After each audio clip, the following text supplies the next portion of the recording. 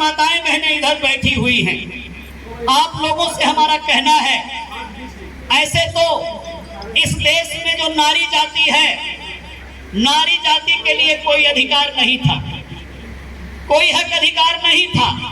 Baba Saheb doctor Ambedkar की बात हमारे साथियों ने की है। बाबा साहेब डॉक्टर अम्बेडकर से पहले आप लोगों को पढ़ने का अधिकार नहीं था। अरे सिर्फ नारी जाति को नहीं, शास्त्र में तो ये लिख दिया, ये जो मोदी जी और राहुल जी, ये लोग जो आंदोलन चला रहे हैं, इनके बाप दादा ने, इनके आजा पड़पाजा ने, इनके पूर्वजों ने ऐसा लिखा था, स्त्री शूद्रो वेदं न धियता वित्ते सुते। स्त्रियों को और शूद्रों को विद्या नहीं देना चाहिए, स्त्रियों को और शूद्रों को विद्या नहीं देना चाहिए, यहां तक लिख दिया। और क्या लिखा? शस्त्र शास्त्रे वर्जिता शूद्रा, शूद्रों को शस्त्र और शास्त्र वर्जित है। हमारी पढ़ाई लिखाई पर पाबंदी लगा दिया। इस देश के जो शूद्र समाज के लोग हैं, जिनको माननीय कांशी राम जी ने 100 में से 85 की संज्ञा दिया, 100 में से 85% बताया, जिनको माननीय कांशी राम साहब ने बहुजन शब्द से संबोधित किया, ऐसे बहुजन समाज के लोगों को पढ़ाई लिखाई पर पाबंदी लगा दिया गया। नारी जाति की पढ़ाई लिखाई पर पाबंदी लगा दिया। इसलिए माताओं बहनों, मेरा आपसे कहना है, अगर बाबा साहेब डॉक्टर अम्बेडकर नहीं आए होते तो आपकी तो बात छोड़ दो, आप तो पिछड़े दलित समाज की हमारी माता बहनें हैं। इस देश की जो सबसे ऊंची जाति वाले हैं ब्राह्मण लोग, एक ब्राह्मण की बेटी पंडित जवाहरलाल नेहरू की बेटी श्रीमती इंदिरा गांधी को इस देश में प्रधानमंत्री बनने का अवसर मिला। ये किसकी बदौलत प्रधानमंत्री बनने का अवसर मिला? ये बाबा साहेब डॉक्टर बी.आर.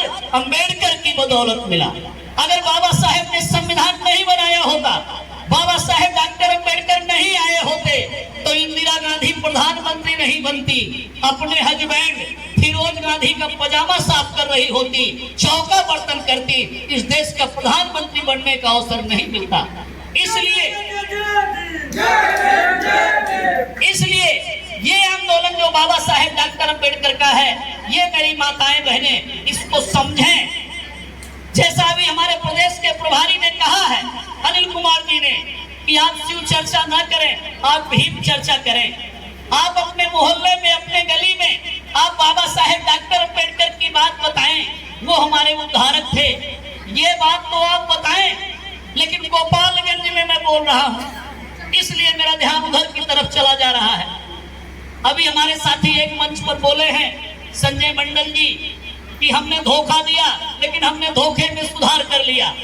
और हम आज अनिल कुमार जी के साथ बहुजन समाज पार्टी के मंच पर हैं। तो संजय जी तो आ गए और पूरी ताकत लगा रहे हैं, पूरी शक्ति लगा रहे हैं, लेकिन उन्हीं संजय जी के साथ इसी जिले में एक और वीर बहादुर थे, एक और तुर्रम खां थे, जिनका नाम लेना नहीं चाहिए। अभी बैठे थे बगल में फौजदार राम जी, जो भंते के रूम में बैठे थे, चले गए। मुझे वो वीडियो मैंने देखा था, जब मंच पर से जनक राम को धक्का दे करके गोपालगंज के हमारे साथियों ने नीचे कर दिया था।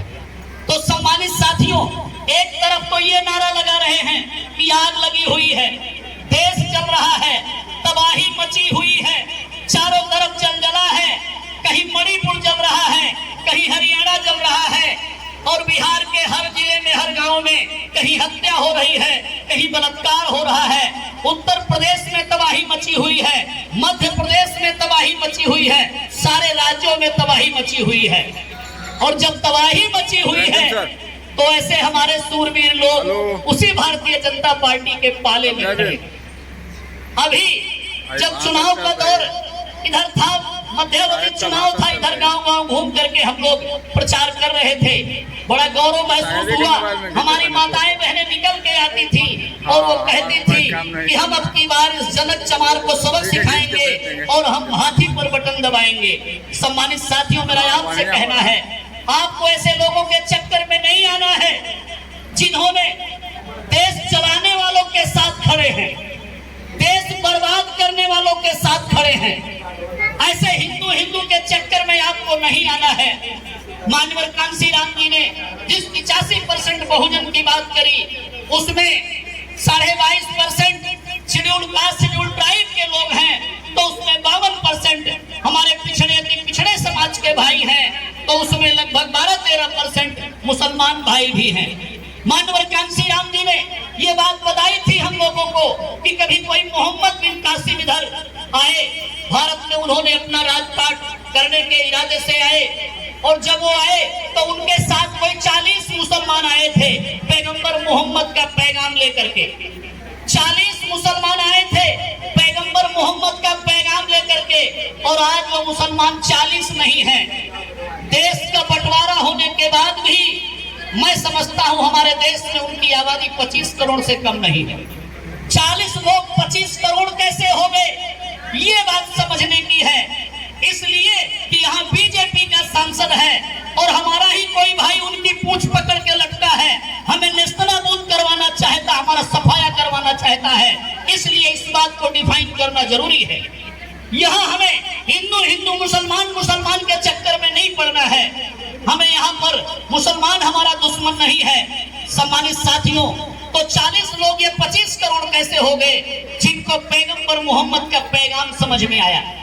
जैसे आज बाबा साहेब डॉक्टर अम्बेडकर की बात हमारे लोगों के समझ में आई, तो तमाम लोग कोई घर परिवार छोड़कर भंते बन जा रहे हैं, कोई उपासक बन जा रहे हैं, कोई प्रचारक बन जा रहे हैं, कोई बुद्धिस्ट बन जा रहे हैं। बाबा साहेब डॉक्टर अम्बेडकर की बात मान करके उस सड़ी गली व्यवस्था को छोड़ करके और लोग बुद्धिज्म को अख्तियार कर रहे हैं। ऐसे ही वो जो 40 पैगंबर के इधर संदेश वाहक जो आए, जिनको पैगंबर मोहम्मद की बात समझ में आई, वो भाई भी हमारा कोई चमार रहा होगा, कोई दुसाद रहा होगा, कोई राजपूत रहा होगा, कोई लोनिया रहा होगा, कोई भर रहा होगा। मैं एक जाति की बात नहीं कर रहा हूँ। जिनको बात समझ में आई उन लोगों ने इस्लाम अख्तियार कर लिया, और जिनको समझ में नहीं आई वो आज हमारे साथ अब भी इसी में झेल रहे हैं, पड़े हुए हैं।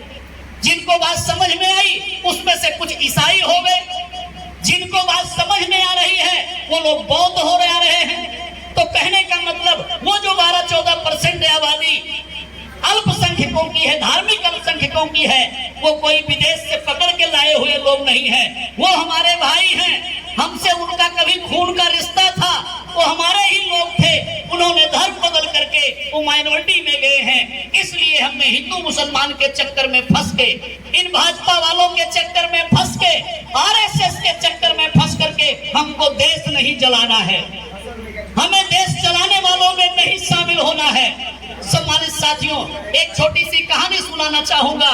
जंगल में आग लगी हुई थी, जंगल में आग लगी हुई थी। सारे पशु पंछी, सारे जानवर, चिड़िया पंछी सब जंगल छोड़कर चले गए, सब भाग गए।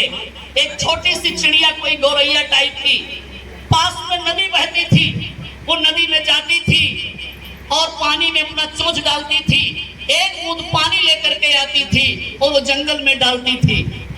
जब वो ये पानी बार बार ला करके चिड़िया डाल रही थी तो वहीं पर हाथी सो रहा था। हाथी ने जब उठ के बैठा, देखा ये चिड़िया को क्या हो गया है, ये पानी ले जाती है और ला करके डालती है, क्या इसके डालने से ये जंगल की आग बुझ जाएगी? तो उस हाथी ने चिड़िया को टोका। उसने कहा, चिड़िया रानी ये तू क्या कर रही है, तू पागल हो गई है, ये इतनी बड़ी जंगल की आग लगी है, जंगल जलता हुआ जा रहा है ये किनारे से, और तू एक बूंद पानी लेकर आती है और इस आग में बुझाने का काम कर रही है, क्या ये आग बुझ जाएगी? सम्मानित साथियों, उस हाथी राजा को फिर उस छोटी चिड़िया ने समझाया। ये हाथी राजा की कहानी है, ये बहुजन समाज को भी कांसी राम साहेब ने बताया कि ये हाथी के जैसा विशालकाय है, 100 में से 85 है, ये हाथी के जैसा है। इसीलिए बाबा साहेब डॉक्टर अम्बेडकर ने जब आरपीआई बनाई तो अपनी पॉलिटिकल पार्टी का चुनाव निशान बाबा साहेब ने हाथी रखा। ये हाथी छूट के चला गया था, जंगल में चला गया था। बाबा साहब के फॉलोवर लोगों ने, अनुयायी लोगों ने वो आरपीआई खत्म कर दिया, उसको मिटा दिया, हाथी निशान नहीं रह गया था। धन्य हो माननीय कांसी राम जी, जिन्होंने फिर से बहुजन समाज पार्टी बनाई और वो हाथी जो हमसे छूट गया था, चला गया था, उसको फिर से लेकर के आए और उस हाथी को बहुजन समाज पार्टी का चुनाव चिन्ह बनाया। ये विशालकाय हाथी को, हाथी जैसे समाज को समझाने के लिए कांसीराम जी ने ये हाथी को, जो बाबा साहेब का चुनाव चिन्ह हाथी था, उसको बहुजन समाज पार्टी का चुनाव चिन्ह हाथी बनाया। तो वो जो हाथी जंगल के बाहर बैठा हुआ था, उसने चिड़िया को समझाया कि चिड़िया रानी तू पागल हो गई है, तू ये छोटा सा पानी चोंच में लेकर आती है, इससे क्या आग बुझ जाएगी। तो चिड़िया ने हाथी राजा को समझाया। चिड़िया ने कहा, हाथी राजा, मेरे चोंच में पानी लाने से आग तो शायद नहीं बुझेगी, आग नहीं बुझ जाएगी, लेकिन जब इस जंगल का इतिहास लिखा जाएगा, जब इस जंगल का इतिहास लिखा जाएगा, तो जितने छोड़कर भाग गए या जिन्होंने इसमें आग लगाई है, वो आग लगाने वालों में उनका नाम लिखा जाएगा। लेकिन मैं छोटी सी चिड़िया, मेरा नाम जब इतिहास लिखा जाएगा तो आग लगाने वालों में नहीं, आग बुझाने वालों में लिखा जाएगा। तो सम्मानित साथियों, माताओं, बहनों, अपना नाम आग जलाने वालों में मत लिखवाओ, आग बुझाने वालों में नाम लिखवाओ। ये सुनील कुमार जी और ये जनक चमार जी, ये आग लगाने वालों में नाम लिखवाए हुए हैं। इन्होंने जब देश चल रहा है, समाज चल रहा है, तो आग लगाने वालों में नाम लिखवाए हुए हैं। आप सब लोगों को अपना नाम आग बुझाने वालों में लिखवाना है। ये हमारा आंदोलन है, ये हमारी लड़ाई है। इस लड़ाई की लीडर हमारी नेता बहन कुमारी मायावती जी हैं। हमें बहन जी के हाथों को मजबूत करना है। हमारी वो बहन जी जो 20 बरस की उम्र में घर बार छोड़ करके मानवर कांसीराम जी के आंदोलन में कूद पड़ी। आप सब लोग बहन बेटी वाले हो, हम लोग बहन बेटी वाले हैं। जैसे ही हमारी बेटी 16 साल की होती है, हमारे माथे पर पसीना आता है कि मेरी बेटी बड़ी हो रही है, मेरी बेटी का सुंदर बर होगा, सुंदर घर होगा, अच्छे घर में हम इसका विवाह करेंगे और ये धन संपत्ति वाली होगी, घर परिवार वाली होगी। ऐसा हम अपनी बहन बेटी के बारे में सोचते हैं। एक बार ठंडे मन से सोच करके देखिए कि वो बहन कुमारी मायावती जो 20 वर्ष की उम्र में घर से निकली, जिन्होंने अपना घर नहीं बसाया, अपना परिवार नहीं बसाया, कितना बड़ा त्याग किया है आप लोगों के लिए, कितना बड़ा सफर बढ़ किया है बहन जी ने। रात दिन आपकी हमारी बेहतरी के लिए प्रयास करती हैं, चिंता करती हैं। चट्टान की भांति लाख मुसीबत